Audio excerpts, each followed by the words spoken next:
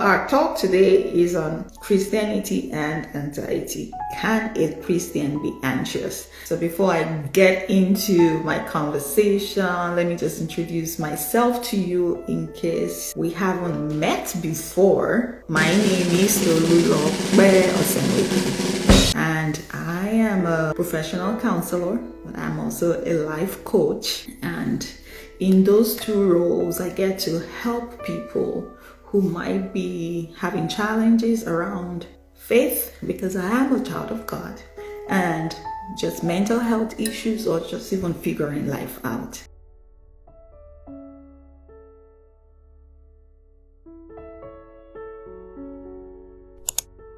I am very excited about what I get to talk about today. It's a personal topic for me.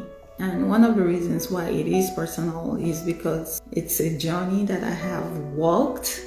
I have walked this journey of anxiety and faith. Anxiety is actually one of the leading mental health challenges that people have. A lot of people have challenges with depression and anxiety. Anxiety even more common. Most of us need grounding. So what comes to your mind when you hear about anxiety, when you hear that word anxiety? So some common responses are like worry, fear, panic, or you just hear, let's just pray about it. Yeah, or you need to be stronger, or you have to be strong. All those kind of things. So, but you need to know that anxiety is just a response to stress.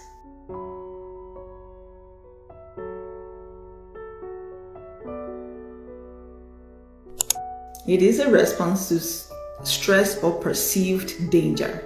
Our brain is feeling like something is going to go wrong, and that response can be an anxious response. And when you're responding, there's usually a physical reaction and there is a mental reaction, all right?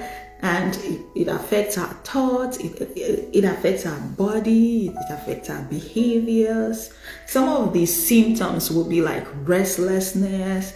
Some of us, our heart will be beating very fast, at least for me.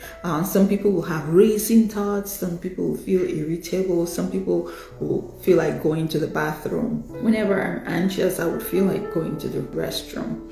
You know, you just want to go and do number two. Or for some people, they just feel like there's no saliva in their mouths, the voice cracking. It can come in different ways. Some people pass out. It depends. And from what I'm telling you, you should have had an idea that anxiety can range from just little to just over the roof. But because it is a response, you can choose, or you can learn to choose to regulate your body and your thoughts. So because it is a response to something, it's a response to stress, it's a response to just sensing that there is danger ahead, because it is a response, we can learn how to control it. So anxiety is something that we can learn to control. Other things that I wanted to point out is that people use different words for it. Like I said, a common one is worry, or just say I'm nervous, I'm worried. Some people will also equate it with fear. When I'm afraid, I'm anxious, and things like that. But what kind of situations causes anxiety? For some people, it's the fear of failure. You're afraid that you might fail. And for some people, it's tests. Hey, where are the students? Anxiety, you're just the fear of failure, of exams. And so for some people, it's task. You're just overwhelmed with responsibilities. And performance anxiety, you have to do anything. I've struggled with performance anxiety, test anxiety, task anxiety, and some people have social anxiety. They don't really like to be in spaces. So anxiety is on a spectrum. Like I said earlier on, you could just be a regular person, something is coming up, so I just feel the anxiety and I'm anxious. I'm anxious because I have to do an interview and people will be sizing me up. That's normal. But it could also be a disorder. So when work is affected, when your relationship is affected, when physically you are affected, and it's continued for a long time, let's say about 6 months.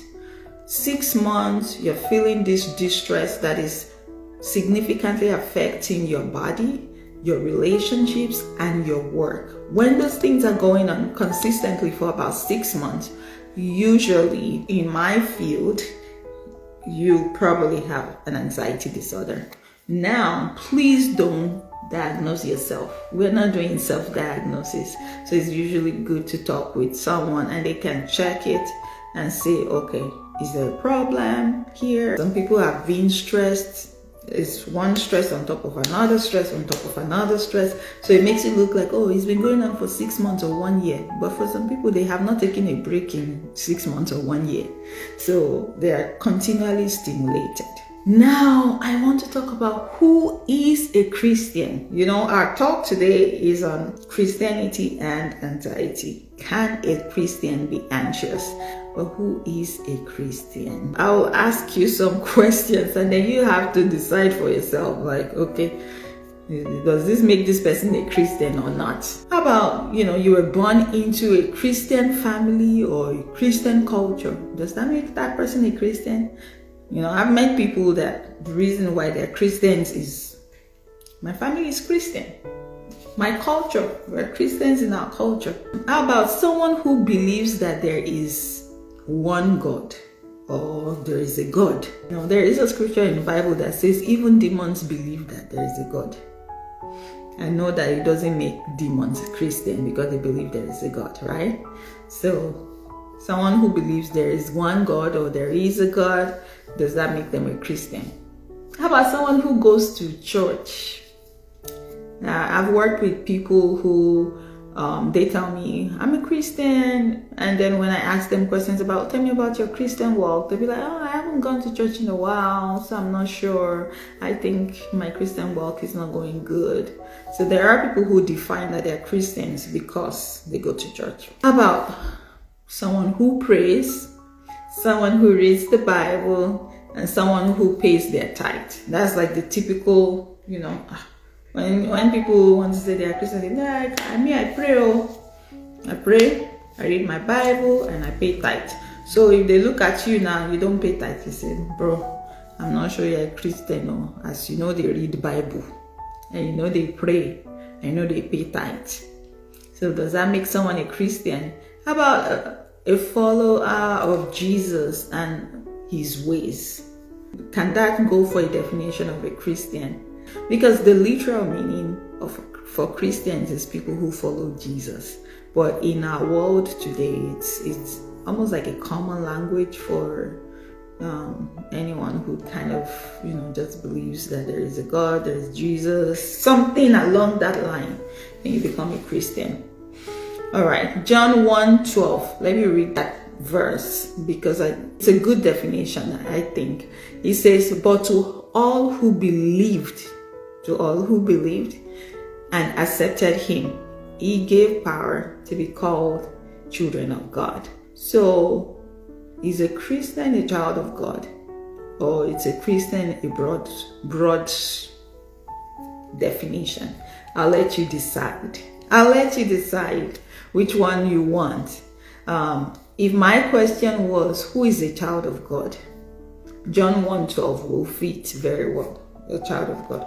So if you wanted to do some statistics, you would say every child of God is a Christian, but not every Christian is a child of God, because not every Christian has accepted Jesus into their life. Some of them is just by birth. My parents go to church. Me too, I go to church. One of the reasons why I'm sharing it is for those who are questioning. Some people have actually told themselves, like, maybe I'm not a Christian, because I have anxiety. And that's why I'm saying, okay, you have anxiety, but have you believed and have you received the gift that Jesus gives? If you have done both, then please don't let the fact that you have anxiety make you disqualify yourself. But if you have believed in Jesus If you've accepted Him into your life, then you are a Christian. You're not only a Christian, you are also a child of God.